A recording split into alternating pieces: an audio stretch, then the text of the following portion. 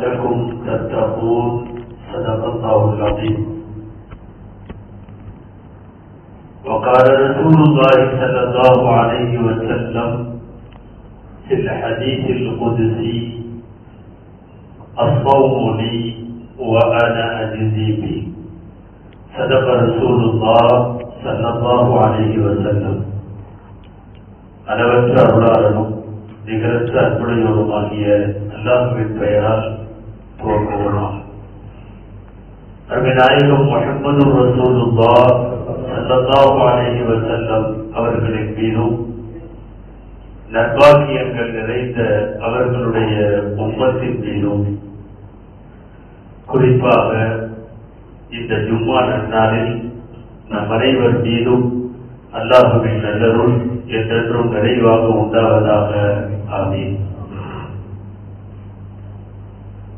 அல்லாஹ்வின் பேரருளால் சகைக்குரிய ரமலான் மாதம் நம்மை நெருங்கிவிட்ட சூழ்நிலையில் ரமலான் குறித்த சிந்தனைகளை, அல்லாஹ் அதிலே வைத்திருக்கிற மகத்துவங்களை, அகமியங்களை எல்லாம் இந்த நேரத்தில் நாம் சிந்தித்து பார்க்க வேண்டிய கடமை நமக்கு இருக்கிறது.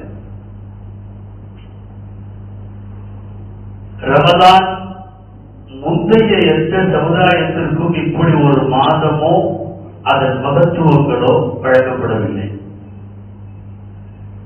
இந்த உம்மத்திற்கு மாத்திரம் அல்லாஹ் தேர்ந்தெடுத்து தந்த மாதம் புனித ரமலான். நாம் இங்கே ரமலானை யோசிப்பதற்கு முன்னால் இரண்டு விஷயங்கள் நம்முடைய சிந்தனைக்குரியது. ஒன்று, எல்லா உம்மத்திற்கும் கொடுக்காமல் நமக்கு மாத்திரம் கொடுத்தது ஏன்? முதல்ல ஒரு வினா. முந்தைய உம்மத்துகளுக்கெல்லாம் இல்லாத ஒரு தனிச்சிறப்பை தந்ததற்கு காரணம், இந்த உம்மத்தினுடைய ஆயுள் ரொம்ப கம்மி. ஆதம் அலைஹிஸ்ஸலாமினுடைய காலம் 1000 ஆண்டுகளுக்கு மேல் நாம் அறிவோம். அடுத்த நூற்றாண்டுகளில் நூஹ் அலைஹிஸ்ஸலாமினுடைய காலம் 900 வருடங்களுக்கு மேல்.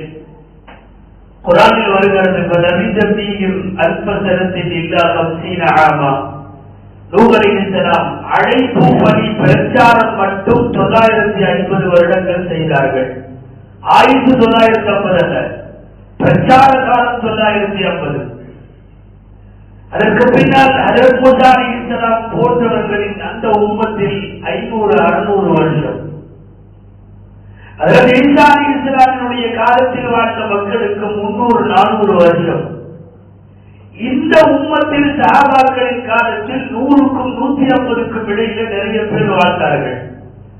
அனஸ் ரலியல்லாஹு அன்ஹு உள்ளிட்டவர்கள் 120 ஆண்டுகளை தாண்டி இருக்கிறார்கள். கடைசியாக கியாமத்திற்கு முன் வரக்கூடிய இந்த முஹம்மது ஸல்லல்லாஹு அலைஹி வஸல்லம் உம்மத்தில் நம்மை போன்றவர்களின் ஆயுள் காலம் குறித்து நபி ஸல்லல்லாஹு அலைஹி வஸல்லம் பேசியது, அமாரு மபைன உம்மதி மின 60 இலா 70. இந்த உம்மத்தினுடைய ஆயுள் காலம் என்பது அமாரு உம்மதி 60க்கும் 70க்கும் இடையில். நமக்கு ஒரு எண்ணம் வரலாம், நமக்கும் 900 ஆண்டு கொடுத்திருந்தால் நிறைய செய்யலாமே, நமக்கும் 1000 ஆண்டு கொடுத்திருந்தால் நிறைய செய்யலாமே, 1000 குறைச்சு போட்டானே என்று ஒரு சந்தேகம் வரலாம். அவர்கள் போல் 1000 இல்லை, வாழ்ற 60-70 வருஷத்துல அவர்களை போல் ஆரோக்கியமும் இல்லை.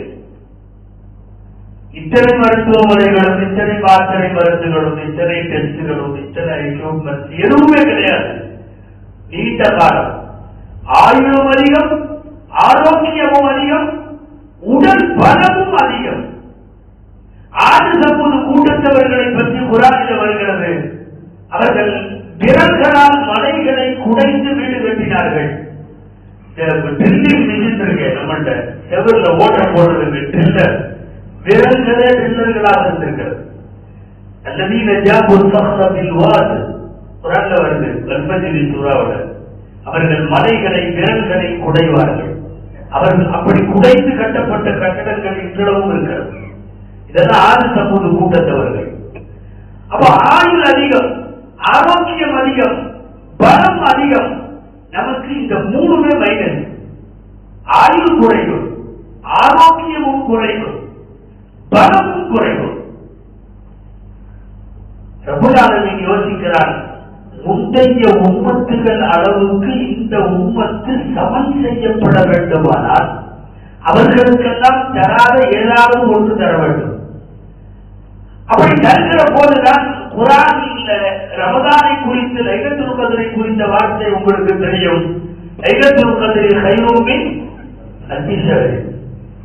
அல்ஃபி ஷஹர்னா கணக்கு போட்டா 84 வருஷம். சுமார் 84 வருஷம் ஒரு ரம்ஜான்ல நம்ம ஆயுள்ல அது அப்படியே ஆட் ஆயிடும். யாராவது ஒருவன் 15 வயது பருவ வயதிலே தொடங்கி ஒரு 60 அல்லது 70 ஆண்டு காலங்கள் வாழுகிறவன் சுமார் 40-50 ரமதான்களை சந்தித்தால் நூஹ் அலைஹிஸ்ஸலாம் காலத்தை விட நம்ம ஆயுள் அதிகம். ஏன்னா ஒரு ரம்ஜான்ல 84 இயர்ஸ் கணக்கு வச்சீங்கன்னா நாம ஒரு 10-20 வருஷத்திலேயே எங்கேயோ போயிடுவோம் ஆயுள். முன்னாலே வாழ்ந்த எல்லா உம்மத்துகளை விடவும் ஆயுளை அதிகப்படுத்திக் கொள்வதற்கு அல்லாஹ் தேர்ந்தெடுத்த பெரிய வாய்ப்பு இது ரமதான். இதுக்கு முன்னாடி உள்ள யாருக்கும் லைலத்துல் கத்ர் மாதிரி ஒரு இரவோ ஒரு மாதமோ ஒரு புனிதத்தையோ தந்து அதிலே வழங்கினால் இத்தனை ஆண்டு காலங்கள் என்று யாருக்கும் சொல்லப்படவில்லை. அந்த அடிப்படையில் யோசிக்கிற போது முந்தைய காலங்களில் இல்லாத ஆயுள் நமக்கு ஒருவேளை கொடுத்திருந்தாலும் சரியா தான் இருக்கும். 900 வருஷம் கழிச்சு இதே நிலைமை தான் நமக்கு, இன்னும் கொஞ்சம் கொடுத்திருந்தா செஞ்சிருப்போம் என்ற நிலைமை தான் வரும். நூஹ் அலைஹிஸ்ஸலாத்துக்கே அப்படி வந்ததாக இருக்கிறது. தஃசீர்கள் அப்படி ஒரு செய்தி உண்டு. நூஹ் அலைஹிஸ்ஸலாத்துக்கே கேட்டாங்க, ரொம்ப காலம் வாழ்ந்துருக்கிறீங்க, 1000 வயசை நெருங்குறீங்க, எப்படி உணர்றீங்க? என்னது பாபுன் அதுகுல் வபாபுன் அஹ்ருஜ்.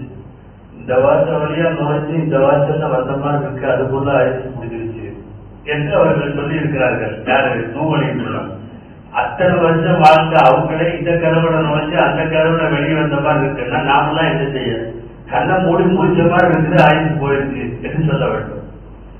ஒரு காலத்தில் நீண்ட ஆயுள் வேடிக்கையான சில நூலாசிரியர்கள் இப்படியும் எழுதியிருக்கிறார்கள். மூசா அலைஹிஸ்ஸலாம் காலத்துல மகன் மௌத்தா போயிட்டான்னு கிழவி ஒண்ணு அழுதுட்டு உட்கார்ந்து இருக்குது, அல்பாயுஸ்ல போயிட்டான். நம்ம வயசு 550. 550 மௌத்தா போனோன்னு கிழவி என்ன சொல்லி அழுதுன்னா அல்பாயுஸ்லயே போயிட்டாங்க. இந்த கிழவிட்ட போய் சொன்னாங்க, பின்னாடி ஒரு உம்மத்து வரும், முகமதியான்னு அதுக்கு பேர். அந்த உம்மத்துக்கு மொத்த ஆயுள் காலத்து 60 to 70 நாள். இந்த அப்பா சொல்லி விழுந்தா 60-70 தானவா, 2 சஜிதாவுக்கே சரியா போயிருந்தேன். மிக குறைந்த ஆயுள் என்பது இந்த உலகத்தில் நமக்கு தரப்பட்ட ஆயுள். மிக குறைந்த ஆரோக்கியம். 40 வயசுலயே எல்லாரும் ஒரு ஆஸ்பத்திரியோட ஃபைலோட இருக்கும். எல்லாத்துலயும் ஃபைல் இருக்கு. எல்லா வீட்லயும் ஒரு மினி மெடிக்கல் ஷாப் இன்னைக்கு இருக்கு. எல்லா வீட்லயும் ஆரோக்கிய குறைவு, ஆயுள் குறைவு, பலம் குறைவு, உடல் நலக்குறைவு, இதையெல்லாம் சரி செய்வதற்கு ஏதாவது ஒன்று தர வேண்டும். பெரிய கிஃப்டாக கொடுத்து விட்டார் புனிதர் ரமதான். ஒன்று. இன்னொரு கோணமும் இதில் சிந்திக்க வேண்டும். ஹதீஸ்ல வருகிறது, கியாமத்தில் நெருங்க நெருங்க நாட்கள் வேகமாக நகரும். இன்னைக்கு நம்ம கண்கூட பார்த்துருக்கோம். நாள் மூவிங் ரொம்ப பார்த்து, நாளும் நேரமும் வாரமும் மாசமும் வருஷமும் ரொம்ப வேகமாக போகிறது. நம்மளே ஒரு 30 வருஷத்துக்கு முன்னாடி யோசிச்சு பார்த்தீங்கன்னா ஒரு பெருநாளைக்கும் இன்னொரு பெருநாளைக்கும் இடையில இருக்கிற கால இடைவெளி ரொம்ப லாபம். நாம நோம்புக்கு போன பெருநாளைக்கு ஒரு துணி எடுத்து அந்த துணியில பட்டன் எல்லாம் பிச்சு போய் அந்த துணியெல்லாம் பழச்சா போய், போன பெருநாளைக்கு எடுத்து செருப்பு வாரலாம் அத்து போய், வர பெருநாளைக்கு நாங்க எடுப்போம் அப்படின்னு சொல்லிட்டு அந்த துணியெல்லாம் இட்டு போயிடும். இப்ப திருப்பத்துக்குள்ள இன்னும் போனதை எடுத்தது புது துணி மாதிரி இருக்கு. அடுத்த வருஷம் வந்துருச்சு. வேகமாக நகர்கிறது காலம். ஹதீஸ்ல வருகிறது இல்லையா, வருஷம் மாசம் போடாகும், மாசம் வாரம் போடாகும், வாரம் நாள் போடாகும், நாள் என்பது கசாகத் ஒரு மணி நேரத்தை போல கிடக்கும். இன்னைக்கு அந்த ஹதீஸிலே சொல்லப்பட்டு போக போக காலங்கள் கடக்கும் என்பதை நாம் கண்ணால் பார்த்துக் கொண்டிருக்கிறோம். இதையெல்லாம் சரி செய்ய வேண்டுமானால் அல்லாஹ் நமக்கு புனித ரமலானை தந்திருக்கிறார். அந்த அடிப்படையில் ரமலான் வந்திருக்கிறது. ரமலான் குறித்த சிந்தனைகள்ல முதல் விஷயம் ஒரு வித்தியாசமான விருந்தாளி. ரமலான் பொதுவா நம்ம வீட்டுக்கு விருந்தாளிங்க வந்தா என்ன செய்வாங்க? நம்ம வீட்டை பயன்படுத்துவாங்க. நம்ம வீட்டினுடைய எலக்ட்ரிசிட்டி, நம்முடைய வீட்டினுடைய ஏசி, நம்ம வீட்டினுடைய அறைகள், நம்ம வீட்டினுடைய சாப்பாடு, நம்ம வீட்டினுடைய வசதிகள் எல்லாத்தையும் இருக்கிற வரைக்கும் அனுபவிச்சுட்டு போயிடுவாங்க. அவ்வளவுதான் விருந்தாளி. ரம்ஜான் ஒரு வித்தியாசமான விருந்தாளி. வரும்போது எக்கச்சக்க பரக்கத்துகளை கொண்டு வருகிறது. ஏராளமான பரக்கத்துகளை இந்த உம்மத்தில வருகிற விருந்தாளி. அது போறப்ப சும்மா போகல, இருக்கிற பாவத்தை பூரா அள்ளிட்டு போகுது. உலகத்திலேயே இப்படி ஒரு விருந்தாளி எங்கேயுமே வர முடியாது.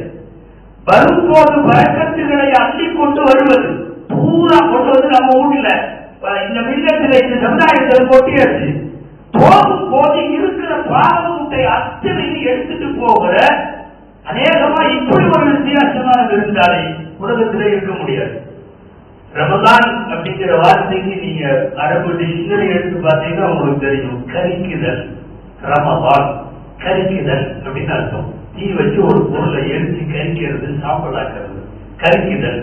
எல்லா பாவங்களையும் இது கரித்து விடுவதால் இந்த மாசத்திற்கு பேரே கரிக்கிற மாதம்.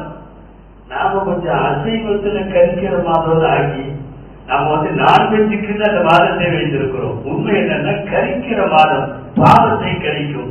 பரக்கத்துகளை கொண்டு வந்து ஒரு இடத்தில் மூட்டை மூட்டையாய் கொண்டுவிட்டு பாவங்களை மூட்டை மூட்டையாய் எடுத்து செல்லுவர். அல்லாஹ் தஆலா ஈமானை பரிசோதிக்கிறார். அல்லாஹ் தஆலா உள்ளச்சத்தை பரிசோதிக்கிறார், இறையச்சத்தை பரிசோதிக்கிறார்.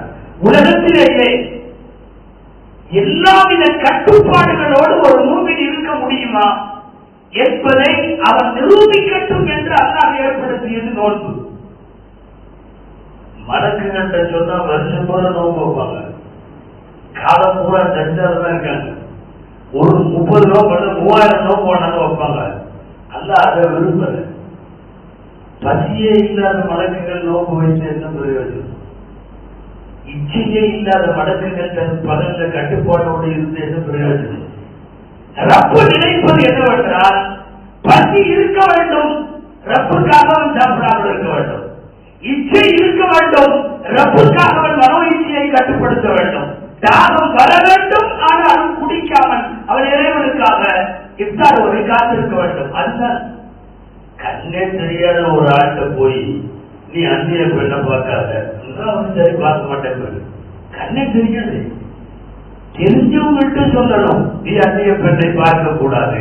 அவன் எதிர்த்து பார்த்தால் அந்நிய பெண் தெரியும் என்று இருக்கிற போது நான் பார்க்க மாட்டேன்னு கட்டுப்படுத்தினா அதுக்கு பேர் தக்குவா. அதுக்கு பேர் தக்குவா. கண்ணில்லாதவன்ட்ட சொல்றதில்ல. ஒரு கோடையில தண்ணீர் வச்சுட்டு தண்ணி இருக்குது குடிக்காத அப்படின்னா அது அர்த்தம் இருக்கு. காலி ஜங்க வச்சுட்டு நீ குடிக்காத. மலக்குகளிடம் அவன் நோன்பை எதிர்பார்க்கவில்லை.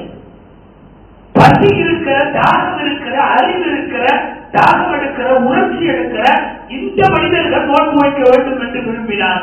நோன்பை படிப்படியாக கொண்டு வந்தார். படிப்படியாக கொண்டு வந்தார். பசி எடுத்த உணவுனா ரசூலுல்லாஹ் 30 நோம்பெல்லாம் வரல. முந்தைய உம்மத்தை நான் சொல்லல. ரசூலுல்லாஹ் சொல்லக்கூடிய காலத்திலேயே முதலில் ஒரே ஒரு நாள் வருஷத்துல ஆஷூரான்னு சொல்லுவோம். முஹர்ரம் பிறை 10 அது மட்டும்தான் கடமை.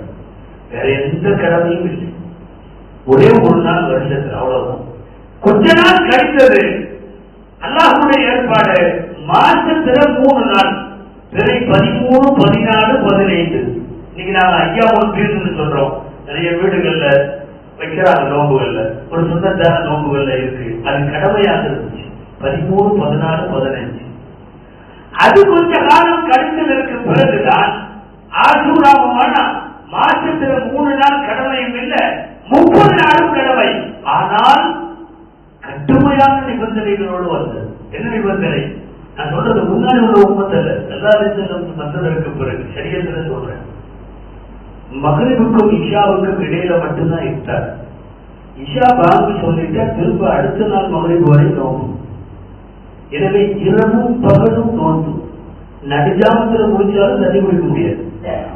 இரவும் பகலும் சேரும். அதிகபட்சமா சொல்ல போனா பிட்வீன் மகரிப் பண்ட இஷாங்கிறது 1 மணி நேரம் இருக்குமா, 1 மணி நேரம், அவ்வளவுதான் இஃப்தாருடைய டைம். மீதி 23 மணி நேரம் நோன்பு. ஆனால் இது கொஞ்சம் கடுமையாக இருக்க எல்லோராலும் பின்பற்ற முடியவில்லை. குறிப்பாக இரவு நேரங்களில் வீடுகளில் அவரவர்கள் தங்கள் இச்சையில் தாம்பத்திய உறவு உட்பட பல விஷயங்களை மேற்கொண்டு விட்ட காரணத்தால் அல்லாஹ்விடத்தில் துஆ செய்து குர்ஆனிலே இன்றைக்கும் சூரத்துல் பக்ராவிலே 2வது ஜுஸ்ஸிலே அந்த ஆயத்து வருகிறது. அலிமல்லாஹு அலக்கும் குன்தும் தஸ்தாரூன அன்ஃபுஸகும் ஃபதாப அலைக்கும். நீங்க கொஞ்சம் நோன்பு வச்சிருக்கிற நேரத்திலேயே இரவு நேரங்களில் வரம்பு மீறி விட்டீர்கள் என்பதை அல்லாஹ் அறிகிறான். அல்லாஹ் உங்கள் பாவத்தை மன்னித்து விடுகிறான். நீங்கள் இப்போது இரவு நேரத்தில் உங்களுடைய நோன்பு காலம் தேவையில்லை அப்படின்னு சொல்லிட்டு கைதுல் அஸ்வதி மினல் ஃபஜ்ர், காலை அதிகாலை சூரிய உதயத்திலே இருந்து சூரியன் மறையும் வரை மாத்திரம் நோன்பு என்கிற இந்த நோன்பு வருகிறது. இது 4வது ஸ்டேஜ்.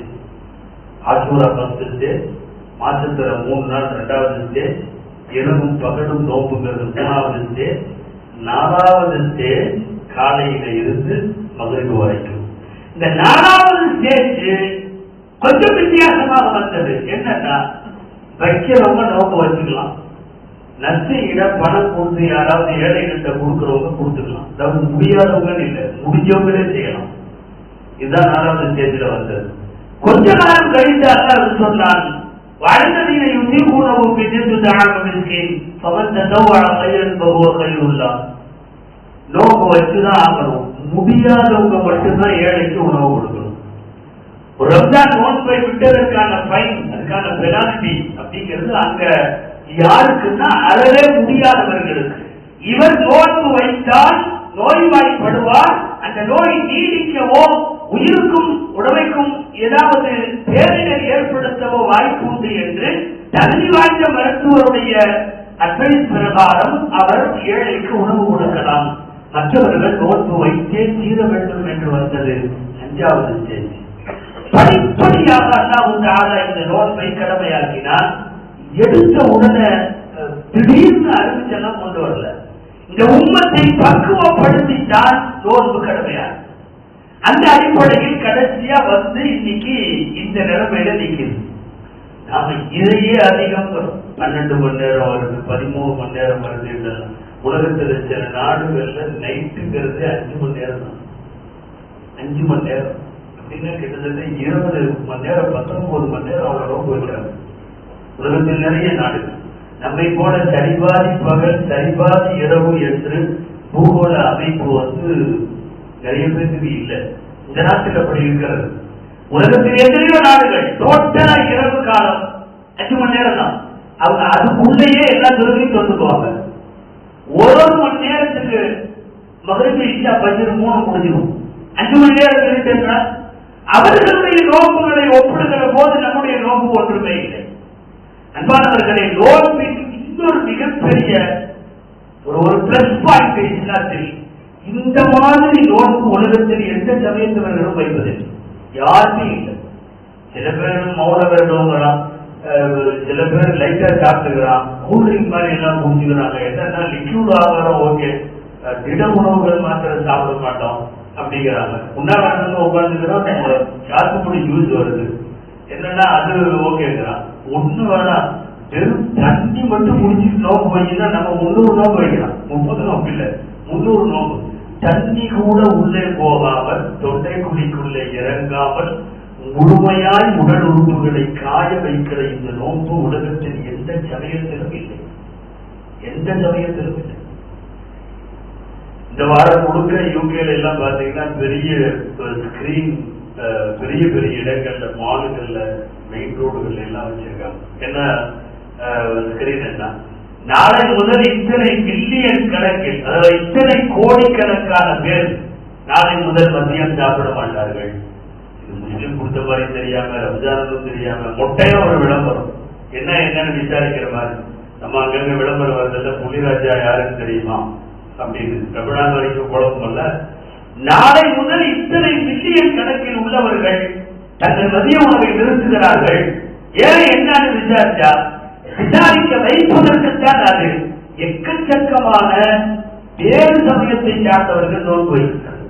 குறிப்பாக ஐரோப்பிய நாடுகள் நீங்கள் லிஸ்ட் எடுத்தீங்கன்னா எக்கச்சக்கமா முஸ்லிம்களை நெருங்குகிற அளவுக்கு முஸ்லிம் அல்லாதவர்கள் நோன்பு வைக்கிறார்கள். இந்த நோன்பை ரப்புல் ஆலமீன் உலகத்தில் எந்த சமயத்தவர்களுக்கும் இல்லாத பிளஸ் பாயிண்ட். பார்க்கறதுக்கு கஷ்டமா அவங்களுக்கு எல்லாம் தெரியலாம். சின்ன வயசுல இருந்து நோன்பு வைக்கிறவங்களுக்கு அது ஒன்றுமே தெரியாது. எத்தனையோ பேர் இந்த சமுதாயத்தில் சொல்ல கேட்கிறோம், எங்களுடைய நோன்புக்கு வயசு 70ங்கிறாங்க. 8 வயசுல நோன்பு வைக்க ஆரம்பிச்சிருக்காங்க. 7 வயசுல 8 வயசுல நோன்பு வைக்க ஆரம்பிச்சு நோன்புக்கு வயசு 70, நோன்புக்கு வயசு 60. இன்னைக்கு 20-25 வயசுக்காரன் பழக்கம் இல்லாததுனால அவன் நோன்பு வைக்க முடியலங்கிறான். ஆனா 70 வயதுக்காரன் நோன்பு வைக்கிறார். சிறிய வயதுல இருந்து ஏற்படுத்தப்பட்ட பழக்கம் அது. அந்த அடிப்படையில் நோன்பு ரொம்ப ரொம்ப உலகத்திலே இல்லாத யாருக்கும் இல்லாத தகுதியாக ரப்புல் ஆலமீன் நமக்கு வைத்திருக்கிறார். ரமதானை பற்றி யோசிக்கிற எத்தனையோ கோணங்கள் உண்டு. அறிவியல் கோணம், உடல் நலம் சார்ந்த மருத்துவ கோணம், ரப்பின் நெருக்கத்தை சார்ந்த ஆன்மீக கோணம், எல்லா வகையிலும் யோசித்தால் நோன்பு போல் ஒரு இவ்வாறு கிடையாது. உலகத்தில் ஆக சிறந்த மரணங்கள் ஜிஹாதுக்கு அப்புறம் 2 மரணம் சொன்னாங்க.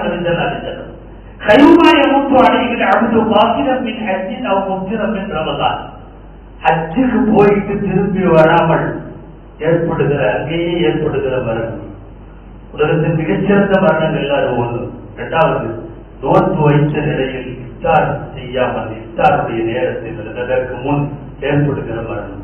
இந்த உலகத்தில் ஜிஹாதில் யுத்த மைதானத்தில் அல்லாஹ்வின் பாதையில் வெட்டப்பட்டு இறக்கிற புனித போராளிகளின் மரணங்களுக்கு அப்பால் இந்த 2 மரணங்கள் ஆக முக்கியமானவை. நோன்பு அப்படிப்பட்டது.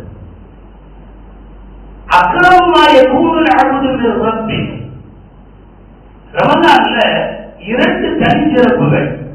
ரப்பை ஒரு மனிதன் நெருக்குவதற்கு ஆக சிறந்த தேர்வு 2 ரெண்டையுமே ஒரே மாதிரி வார்த்தையில தான் சொல்றாங்க. அக்ரமமாய கூடுதல் அழுது ரப்பிக்கு ஒரு சாட்சி. சஜிதால இருக்கிறப்போ ஒருத்தர் அல்லாவுக்கு நெருக்கமா இருக்கிற மாதிரி வேற எப்பவுமே நெருக்கமா இல்லை. இது ஒண்ணு. இன்னொரு ஹதீஸ், அக்ரமமாய கூடுதல் அழுது ரப்பிக்கு இதா ஒருவன் பசியோடு இருக்கிற போது அல்லாஹ் போய் நெருங்குவது போல் வேற எப்பவும் இல்லை.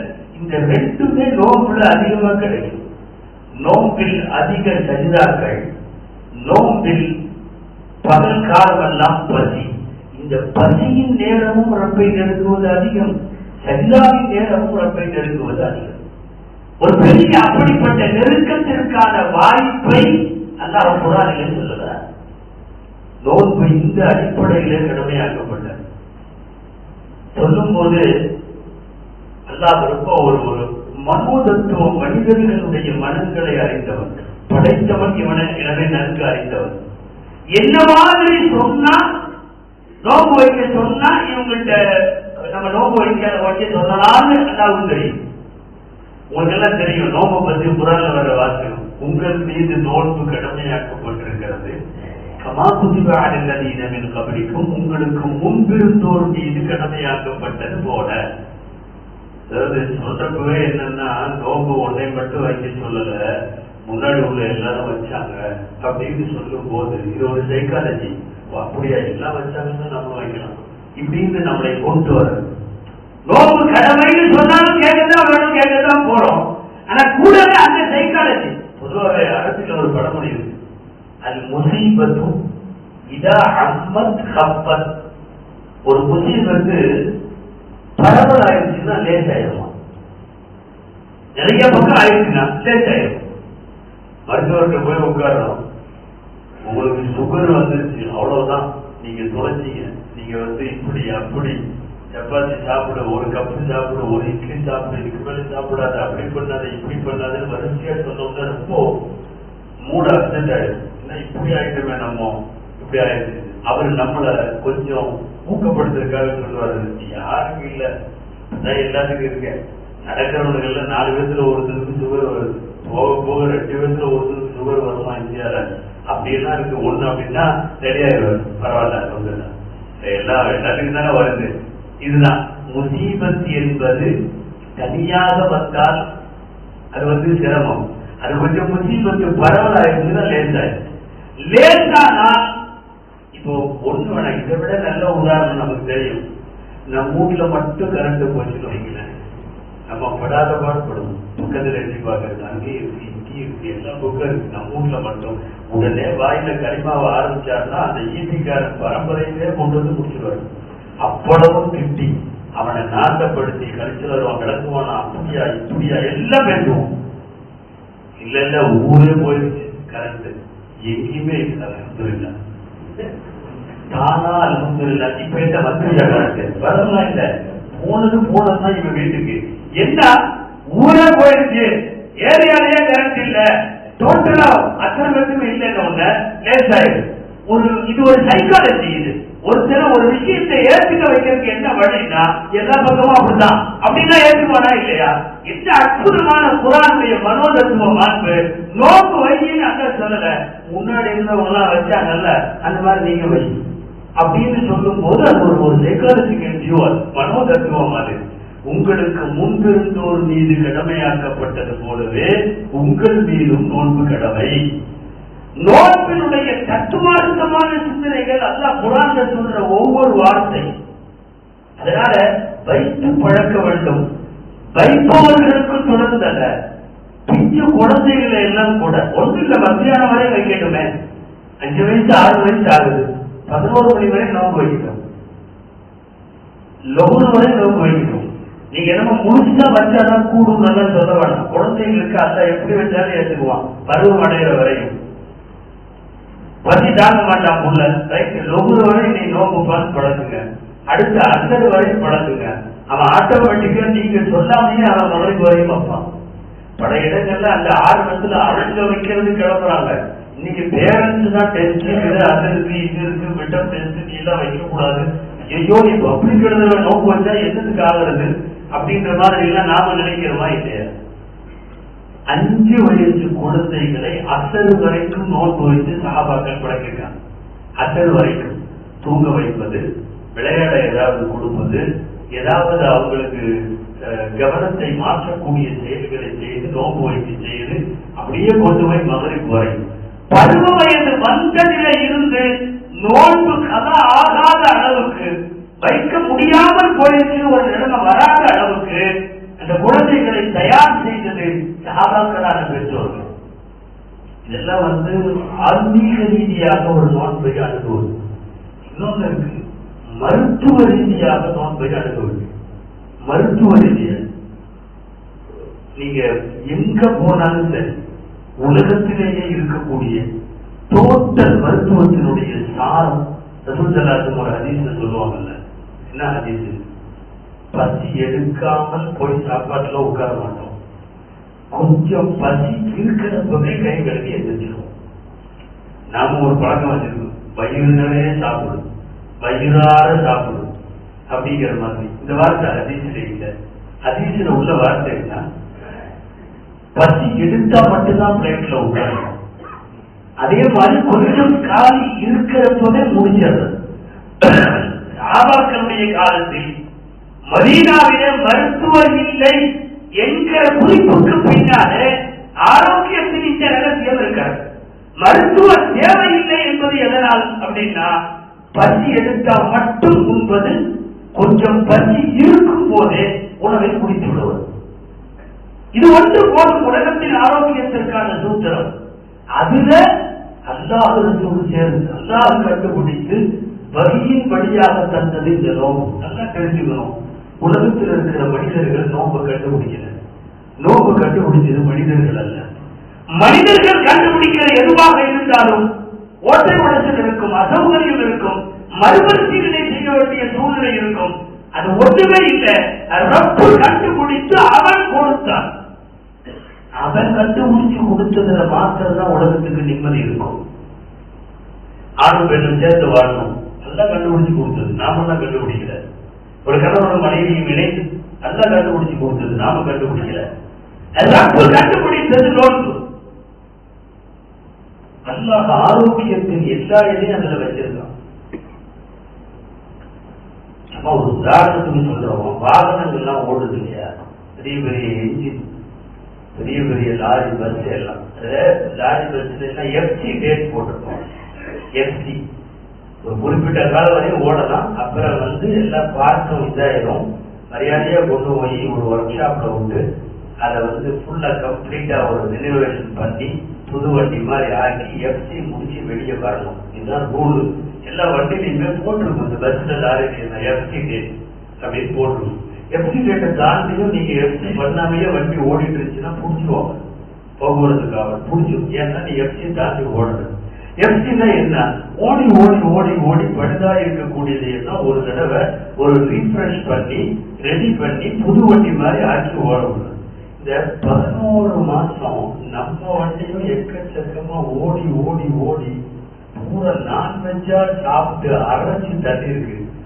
ஒரு மாசம் எஃப்சி டேட், ஒரு மாசம் பிறை 1ல இருந்து அடுத்த பிறை பார்க்கிற வரையும் இந்த எஃப்சி பண்ணிட்டா வாகனம் பிரச்சனை இல்லாம போகும். போலீஸ் பிடிக்கிற மாதிரி இல்லைன்னா மலக்குக பிடிச்சிருவாங்க, திடீர்னு வா போலான்னு பிரச்சனை ஆயிடுது. வண்டியா இருந்தா வா போலான்னு ஒர்க் ஷாப்பு கூப்பிட்டு போவாங்க, நம்மள கவனித்தாலும் கூப்பிட்டு போயிடுவாங்க. அதனால லாரி என்ஜின் பஸ் என்ஜின் எல்லாம் பரவாயில்லைங்க, அதெல்லாம் ரொம்ப சின்ன என்ஜின். இது உள்ளுக்குள்ள எக்கச்சக்க என்ஜின் இருக்கு. பூரா கல்லீரல், மண்ணீரல், ஹார்ட், லிவர், கிட்னி, ஓவும் என்னென்னமோ இருக்கு. எல்லாமே பயங்கரமா வேலை செஞ்சுட்டு இருக்கு. அதுலயும் நம்மள்ட்ட அது படுற பாடு இருக்கு. நான்வெஜ் இல்லாம 3 நாள் கூட பார்த்தாங்க. என்னமோ இன்னைக்கு ஒரு நாள் பருப்பு சாம்பார் கீரை சாப்பிட்டா துணியாவே வெறுத்த மாதிரி ஆயிடுவாரு. இன்னைக்கு ஒண்ணும் இல்லாம போயிருக்கு. இப்ப நான்வெஜ்லயே கடந்து அரைச்சு அரைச்சு படாத பாடுபடுது. எல்லாம் சொல்றா 1 மாசம் மரியாதையா எஃப்சி பண்ணு கொண்டு போய் வண்டி நிறுத்து. அது நைட்லாம் இல்லை, பகல்ல மட்டும் வண்டி நிறுத்திட்டு ஒர்க் ஷாப். அந்த பாட்டு ஒரு ரீஃப்ரெஷ் ஆயிடும். ரம்ஜானுக்கு பிறகு ஒரு புதிய வேகத்தோடு புதிய பாடியா புதிய இதா போலாம். இது ஒரு வித்தியாசமான சொல்ல போனா ஆன்மீக எஃப்சி அப்படின்னு சொல்லலாம். ஒரு சர்வீஸ் இதை பண்ணிட்டா சரியாகும். இல்லைன்னா எஃப்சி பண்ணாமலேயே ஓடுகிற வாகனம் விபத்துக்குள்ளாகும். இந்த வாகனமும் விபத்துக்குள்ளாகும். நோன்பின் வழியாக பெறப்படுகிற ஆரோக்கியம் என்றுதான் இதை பார்க்க வேண்டும்.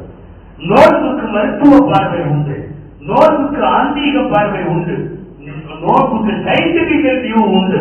நீங்க எல்லா கோணத்திலையும் நோன்பை பார்க்கலாம். ரப்பு சொல்லுகிறார், அசௌலி வான அஜிபி, நோன்பு எனக்கானது, நானே அதற்கு கூலி கொடுத்தேன்.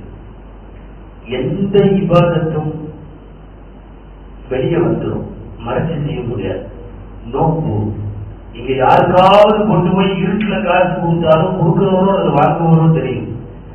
நோன்பு நாம வச்சிருக்கிறதா இல்லையாங்கிறது ரப்புக்கு மட்டும்தான் தெரியும்.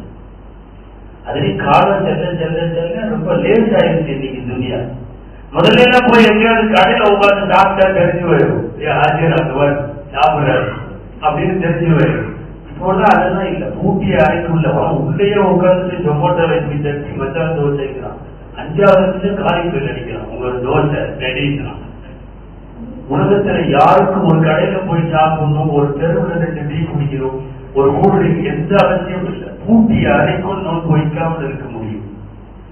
அப்போ அல்லாஹ்விற்காக மட்டும் நோன்பு, நானே அதற்கு கூலி கொடுக்கிறேன். இந்த ஹதீஸுக்கு இப்படி விளக்கம் எழுதுவாங்க, நானே அதற்கு கூலி ஆகிறேன். நான் கூலி கொடுப்பேன் என்று ஒரு வியூ, நானே அதற்கு கூலி ஆகிறேன் என்கிறார்கள். அல்லாஹ் தஆலா சொல்லுகிறார் அந்த வார்த்தை. ஏன்னா கண்ட்ரோல் பண்ணுறது இல்லையா நப்ச. உணவு இருக்கு, குடிக்கிறதுக்கு எல்லாம் இருக்கு, பக்கத்துல மனைவி இருக்கு. எதுவெல்லாம் தவிர்க்க வேண்டுமோ அதையெல்லாம் ரப்புக்காக மட்டும் தடுக்கிற ஒரு சூழல்.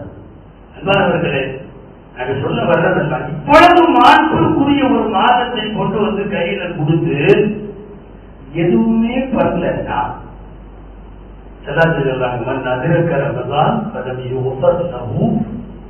அதாவது ஒருத்தருக்கு ரம்ஜான் கிடைச்சிச்சு, அதை பயன்படுத்தி அத்தனை பாவத்தையும் அவன் அழிக்கிறன்னா அவனுக்கு நாசம் உண்டாகட்டும், அவனுக்கு கேடு உண்டாகட்டும். ஏன்னா பெரிய பொன்னான வாய்ப்பு கிடைக்கிற போது பயன்படுத்துறேன்னா நான் சுருக்கமாய் சொல்லி முடிக்கிறேன். ஒரே ஒரு செய்தி மட்டும். ரமதானே வருக இப்படின்னு வருகன்னு வந்துறாரு. ரமதானே வருகன்னா ரமதானை வரவேற்பதற்குன்னு முறை இருக்கு. என்னன்னா முன்னாடி அதன் சொன்ன மாதிரி திட்டமிடல், நேரம் ஒதுக்குதல், திட்டமிடுதல். அது ஒண்ணு மட்டும் போதும். யாருக்கெல்லாம் முடியுமோ அவங்க நான் இந்த வருஷம் நோம்பு வச்சிருவேன். ரமதான வரவேற்பதற்கு இதுதான் அர்த்தம். யாருக்கெல்லாம் குரான் ஓத தெரியுமோ இன்ஷா அல்லாஹ் இந்த வருஷம் நான் இத்தனை குரான் முடிப்பேன். ஒரு குரான் அவங்கவுங்க வேலைப்படுவை பொறுத்து, பிஸியை பொறுத்து 2 குரான் 3 குரான். குறிப்பா வீட்டில் உள்ள தாய்மார்கள் நிறைய குரான் ஓதுவாங்க, ஓத சொல்லணும். நம்முடைய ஓதிய பிள்ளைகள், வீட்டில் இருக்கிற பெண் பிள்ளைகள், ஆண் பிள்ளைகள் குரான் முடிச்சா என்ன பிரைஸ்ன்னு சொல்லி அந்த பெற்றோர் அதில் ஊக்கப்படுத்தணும், அதை கொடுக்கணும். என்னென்னமோ பர்த்டே வெங்காயம் எல்லாம் வச்சு ஆளுத கிஃப்ட் எல்லாம் கொடுக்கறதுக்கு நீ ரம்ஜான்ல 2 குரான் முடியுமா? வீட்டில் இருக்கிற பெண் பிள்ளைக்கு 3 குரான் முடியுமா? நான் உனக்கு இதை வாங்கி தரேன், அதை பண்றேன், உற்சாகப்படுத்தணும். காரணம் இந்த மாசத்துக்கு பேரு ஷஹ்ருல் குரான், குரானுடைய மாதம். அதனால எவ்வளவு நீங்க ஓதுவீங்க, வீட்டுல ஓத சொல்லுவீங்க அப்படிங்கிற ஒரு பிளான். நோம்புக்கு அப்புறம் இது தராவிக்கு தொடுக்க வேண்டும் நியதி செய்யும். அன்பானவர்களே, 1400 வருஷமா, ரொம்ப சரியா சொல்றதுன்னா 1430 வருஷமா, பெரிய 1446, 1430 வருஷமாக 20 ரக்காத்துகள் தராவியை இந்த உம்மத்து தொழுது வந்திருக்கிறது. கால இடைவெளிகளில் அங்கங்கே சில பேர் ரக்காத்துகளை குறைந்து கொண்டார்கள். கொரோனா காலங்களில் உலகம் முழுக்க இன்னும் குறைந்து போனது. அந்த சர்ச்சைகளுக்கெல்லாம் அப்பாற்பட்டு சொல்லுகிறேன், 1000 வருடங்களுக்கு மேல் இந்த உம்மத்து தராவியில் தொழுது வந்திருக்கிறது. எல்லா காலமும் தொழுகுவதை விட, அதாவது டெய்லியும் 17 வித்து ஒரு 3 மொத்தம் 20 டெய்லி உள்ள பரப்பு. ஃபஜ்ர் 2, லுஹர் 4, அஸ்ர் 4, மக்ரிப் 3, இஷா 4, 17 வித்து ஒரு 3 20. ஃபர்தான 20, புனித ரமதான தந்ததுக்காக எக்ஸ்ட்ரா ஒரு 20. அது தராவி 20 பிளஸ் 20 கிட்டத்தட்ட 40. 5 நேரம் தொழுகிறவரா இருந்தா ஒவ்வொரு நாளும் செய்கிற மகத்தான இந்த சஜிதாக்கள் நியத்து வைக்க எவ்வளவு தொழுக முடியுமோ அவ்வளவு. அதை அடுத்து ஜகாத்து கடமையானவர்களுக்கு கணக்கு எவ்வளவு அல்லாஹ் சொல்லிட்டான். நாமெல்லாம் முடிவு செய்ய வேணாம்.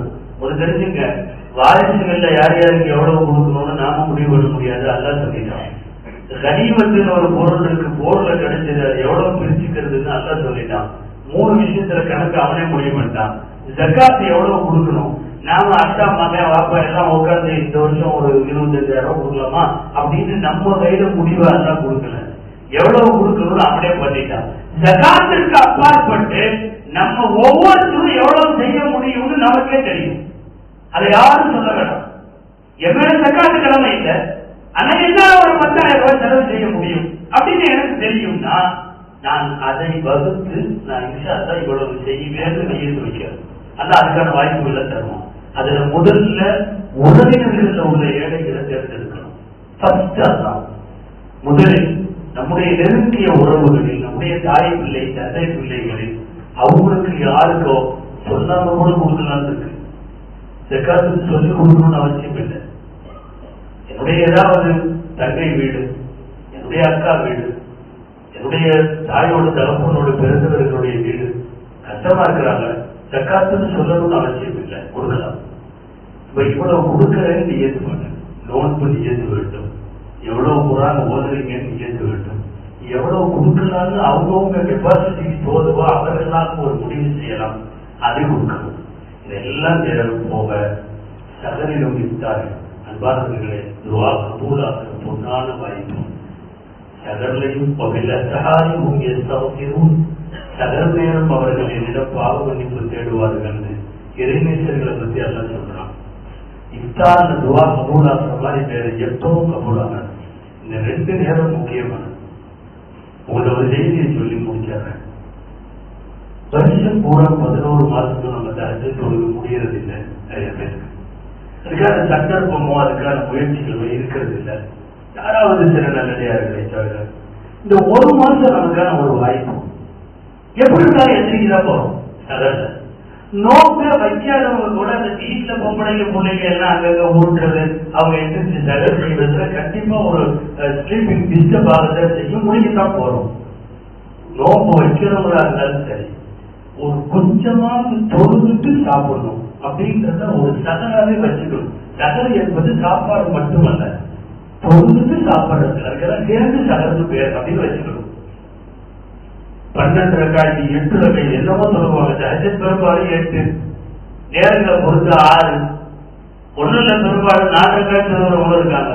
நிரந்தரமா நிறைய நாள் ஒண்ணுமே இல்லை. நீங்க எந்திரிக்கிறப்ப நேரம் கம்மி, அதிகபட்சமா ஒரு 10 நிமிஷம் தான் இருக்கு. 5 நிமிஷம் வேணா சொல்லுவாங்க. 2 ரக்காய் தவிர 2 ரக்காய் தவிர பொது செஞ்சுட்டு நேரம் வந்து 2 ரக்காயத்தை தொழுதுட்டு சின்ன துவா ஒதுக்கி உட்காந்து சாப்பிடுங்க. நிறைவான சகல.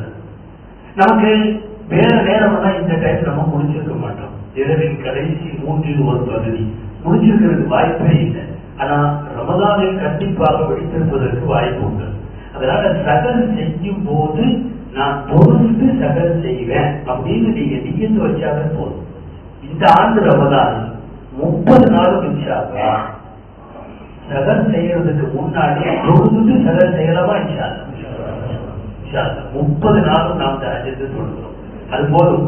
ரமதானை உண்மையான வரவேற்பு கொடுத்த மக்கள் அல்லாஹ் சேர்த்து விடுவார். அதே மாதிரி இஃப்தார் நேரத்திலையும் துவா செய்வோம். அல்லாஹ் ஜல்ல தஆலா புனிதமான இந்த ரமதான் போன்ற வாய்ப்பை இன்னமும் ஆயுளில் பல்லாண்டு காலங்கள் நான் ரமதானை நாம் அடையவும், அதிலே அமல் செய்யவும், அந்த அமல்கள் ஒப்புக்கொள்ளப்படவும் அல்லாஹ் தௌஃபீக் செய்வதாக. ஜஸாக்கும் அல்லாஹு கைரா. வ ஆகிரு தஅவானா அல்ஹம்துலில்லாஹி ரப்பில் ஆலமீன்.